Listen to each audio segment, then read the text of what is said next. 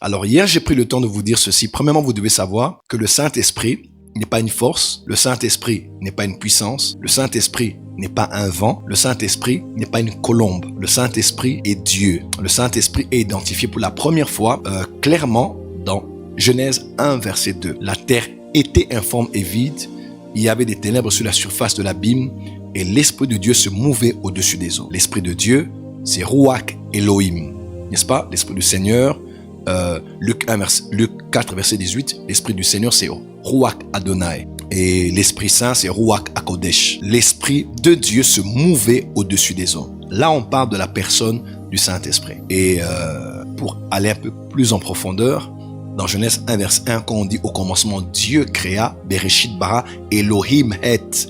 Elohim, c'est Dieu, mais au pluriel. C'est de là même que nous avons, par déduction, accepté la notion de la Trinité, car Dieu est trinitaire, il est Père, il est Fils, il est Saint-Esprit. Le Père est Dieu, Jésus est Dieu, le Saint-Esprit est Dieu. Et ce que j'aime, c'est que dans le livre de Jean, l'évangile selon Jean, Jésus dit,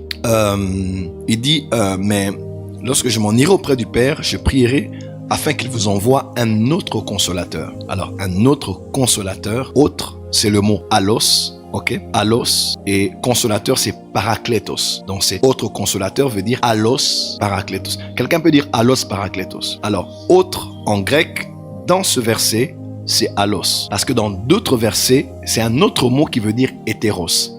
Vous allez voir en français, on a dit autre, mais à vrai dire, ce n'est pas allos en grec, mais c'est hétéros en grec. Je vous donne un autre exemple. Galates chapitre 1, la Bible déclare, si un ange même vient du ciel, je paraphrase, et vous prêche un autre évangile, right? Un autre évangile. C'est toujours autre, comme autre consolateur, mais en grec, c'est deux mots différents. Autre consolateur, c'est allos. Autre évangile, c'est hétéros. La différence, c'est quoi entre les deux? La différence, c'est que allos, c'est un autre, mais de la même nature qu'eux. Et hétéros, c'est un autre, mais qui n'est pas de la même nature. C'est comme ça qu'on dit, si un ange vient et qui vous prêche un hétéros, n'est-ce pas? Evangelion, un autre évangile, donc c'est autre déjà, et ce n'est pas de la même nature qu'est-ce que vous allez faire? Vous allez le déclarer maudit ou bien anathème, n'est-ce pas? Mais maintenant dans Jean, quand il dit un autre consolateur, il dit un autre de la même nature que. En fait, Jésus voulait dire, je prie le Père afin qu'il vous envoie un autre qui est comme moi, mais de la même nature que moi, mais qui n'est pas moi. En fait, quand on dit autre, c'est vraiment celui qui n'est pas moi, mais ce qui n'est pas ce que l'on présente, n'est-ce pas? C'est pas la même chose, mais c'est de la même nature que. Si Jésus est Dieu, allos parakletos, il est de la même nature que Jésus. Si Jésus est Dieu, le Saint-Esprit est Dieu. Mais le Saint-Esprit est autre que Jésus, parce que le Saint-Esprit n'est pas Jésus. Quelqu'un me comprend? Donc on dit autre consolateur, parce que le Saint-Esprit est Dieu. Il est une personne aussi vivante que Jésus l'est. Quelqu'un est avec moi? Est-ce que ça passe ou ça casse? Dans le Saint-Esprit est Dieu. Il est co-créateur. Genèse 1, verset 26, 27, 28. Faisons l'homme à notre image. Le Saint-Esprit était là dans la création, en train de créer l'homme, n'est-ce pas? Et il disait, faisons l'homme à notre image et à notre ressemblance. Moi, j'ai peut-être des fois une autre théorie. Moi, je crois en beaucoup de choses, hein. Mais je crois qu'on peut réfléchir ensemble. Je crois que le Père, le Fils et le Saint-Esprit décidaient de créer l'homme, mais je crois, ça c'est moi, c'est pas une révélation, hein, mais je crois, autant les trois parlaient, il y a des fois que je crois que c'était deux qui parlaient, dans le sens où, des fois j'ai l'impression que c'est le Père et le Saint-Esprit qui parlaient. Ils disaient, faisons l'homme à notre image, à notre ressemblance. Parce que dans la Trinité, qui est l'image de Dieu?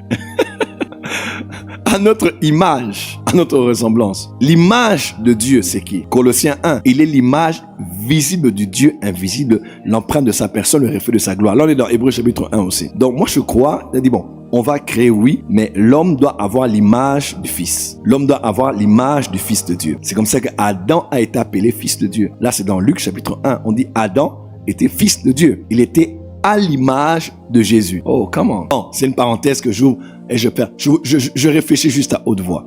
Mais juste vous dire que le Saint-Esprit est co-créateur, il est omniprésent. David dit, psaume 139, où irai-je l'un de ta face, où fuirai-je l'un de ton esprit, n'est-ce pas? Parce que le Saint-Esprit est partout, il est omniprésent, il est omniscient. 1 Corinthiens chapitre 1, lorsqu'il dit qu'il connaît les choses de Dieu, si ce n'est l'Esprit de Dieu qui est en lui.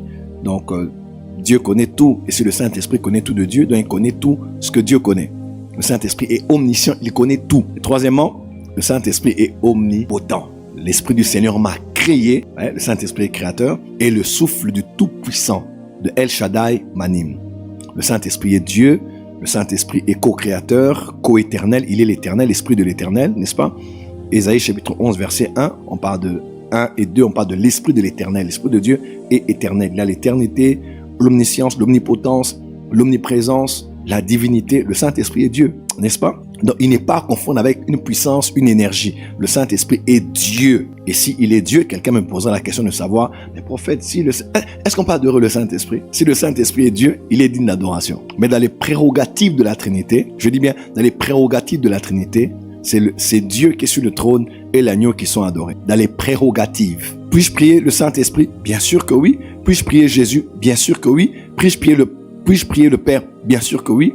Mais dans les prérogatives, dans la manière de prier, Jésus a dit, tout ce que vous demanderez au Père en mon nom, je le ferai. Oh, tu n'as pas entendu. Dans Romains, il est écrit, c'est le Saint-Esprit, et il dit, nous ne savons pas ce que nous convient à dire dans nos prières, quand on parle au Père. Mais le Saint-Esprit, c'est lui qui nous inspire de prier par des soupirs inexprimables. Donc, la prière se fait au Père, au nom de Jésus, et nous le disons généralement avec le Saint-Esprit. N'est-ce pas? Parce que dans Romains 5, on dit que nous avons rendu un culte à Dieu par le Saint-Esprit. Donc, si on va rendre à Dieu un culte, on peut lire Romains 5, verset 5. Nous rendons à Dieu un culte par le Saint-Esprit. Je crois que c'est Romains 5, verset 5. Si j'ai toujours ma bonne mémoire qui me... Romains 5, verset 5. Qui aime les choses du Saint-Esprit ici? Oui, oui. Romains 5, 5. Il est écrit. Or, notre espérance ne risque pas de donner à notre confusion. Yes. Car Dieu a versé son amour dans abondamment notre cœur par l'Esprit Saint qu'il nous a donné. Qui nous a donné. Ok, alors là, on parle de l'amour du Père qui est répandu dans nos cœurs par le Saint-Esprit. Mais là, on parle de nous avons rendu un culte par le Saint-Esprit. Ephésiens 2, verset 18. Ephésiens 2, 18. Nous lisons. Car grâce à lui, nous avons accès. Car grâce à lui, nous avons accès. Les uns comme les autres. Les uns comme les autres. Auprès du Père par le même esprit. Auprès du Père par le même esprit. Une autre version dit par le même Saint-Esprit. Donc nous avons accès au Père, n'est-ce pas? Grâce à Jésus qui nous a unis par le même esprit. C'est comme ça que moi quand je prie, je dis Père au nom de Jésus-Christ avec le Saint-Esprit. Puisque c'est le Saint-Esprit que le protocole qui nous amène à avoir accès au Père. Quelqu'un m'a compris? Par le Saint-Esprit, nous avons accès au Père et nous avons accès au Père au nom de Jésus-Christ. Alléluia. Donc, la prière se fait normalement au Père au nom de Jésus avec le Saint-Esprit. Mais peut-on prier le Saint-Esprit? Oui. Peut-on prier Jésus? Oui. Et tout ce que vous demanderez, je le ferai. C'est aussi sa parole. Mais dans les prérogatives, quelqu'un comprend ce que je veux dire? Donc, il y a des bases qui sont fondamentales. On peut adorer le Saint-Esprit? Oui. On peut demander au Saint-Esprit? Oui. On peut prier le Saint-Esprit? Oui. Mais le Saint-Esprit, quand tu pries beaucoup, il va t'orienter vers le Père. Parce que dans la Trinité, généralement, ça se passe comme ça. Quand tu viens, tu veux connaître le Saint-Esprit, dis, hey, moi, tu ne peux pas me connaître. On va vers Jésus. Tu veux connaître parce que Jésus avait dit, lorsqu'il viendra, il ne parlera pas de lui-même, n'est-ce pas? Il vous dira les choses que moi je vous ai dites. Il me glorifiera. Okay, quand tu vas vers le Saint-Esprit, il te dit, pas moi, va vers Jésus. Quand tu vas vers Jésus, il dit, mon Père. Quand tu vas vers le Père, il te dit, mon Fils. Quand tu vas vers le Fils, il t'emmène vers le Saint-Esprit. Donc, dans la Trinité, ça se passe généralement comme ça. Il n'y a aucun conflit, aucune jalousie, parce que c'est au même Dieu à qui vous vous adressez. Et quand tu arrives à cette dimension, c'est déjà une autre chose. BDS dit, car grâce à lui, nous avons accès les uns comme les autres au Père par le même esprit. Donc c'est par le Saint-Esprit qu'on a accès au Père. Ça c'est, dis-moi, par le Saint-Esprit. Donc voilà ce que je voulais dire. Déjà, le Saint-Esprit est Dieu et le Saint-Esprit est une personne. Est une personne. Qu'est-ce qui fait de vous une personne? C'est votre âme. Il devint une âme vivante. Et dans l'âme, nous avons les émotions, nous avons la volonté et nous avons l'intelligence. Le Saint-Esprit a toutes ces trois prédispositions requises qui font de lui une personne. A-t-il une intelligence? Oui. Il déclare que l'Esprit connaît tout, même les profondeurs de Dieu. S'il connaît, c'est qu'il a une intelligence, il a une connaissance, il a une intelligence. Deuxièmement, a-t-il une volonté? Oui. 1 Corinthiens 12 dit, le même Esprit distribue à chacun comme il veut.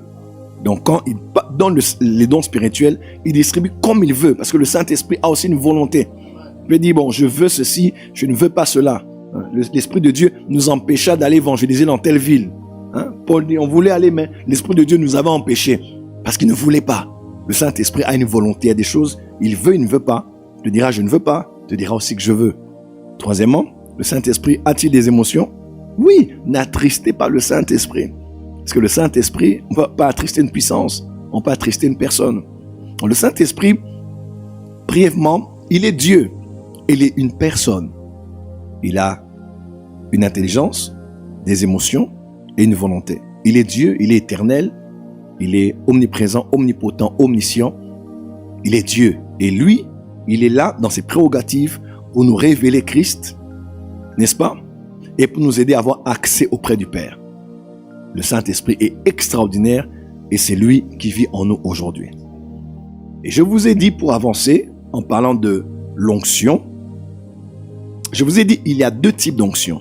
Il y a premièrement ce qu'on appelle l'onction de Dieu et ce que j'ai appelé l'onction du Saint-Esprit. Et ça, c'est extraordinaire, n'est-ce pas? L'onction de Dieu et l'onction du Saint-Esprit. 2 Corinthiens 1, verset 21. 2 Corinthiens 1, verset 21. 2 Corinthiens 1, verset 21. Il est écrit ceci. Et celui qui nous a affermis avec vous en Christ. Et celui qui nous a affermis avec vous en Christ. Et qui nous a oint. Excuse-moi, quand on parle de Christ, on parle de qui? De Jésus. Maintenant, celui qui nous a affermis en Christ, celui, c'est qui? C'est le Père. C'est Dieu, c'est le Père. C'est lui qui nous a affermis en Christ. Amen. Et qu'est-ce qu'il fait après? Il nous a oint. Il nous a oint. Tu peux répéter le verset? Et celui qui nous a affermis avec vous en Christ et qui nous a oint. C'est Dieu. C'est Dieu. Voilà. Donc là, on parle du Père. Qui nous a oint? C'est le Père. C'est le Père. Et si vous voyez clairement la Trinité, on parle du Père, Dieu, on parle de Christ et on parle de... N'est-ce pas? On parle de l'onction. On parle, dans ce contexte, de Saint-Esprit. Quelqu'un est avec moi? 1 Jean 2, verset 20. 1 Jean 2, verset 20. 1 Jean 2, le verset 20. Mm-hmm.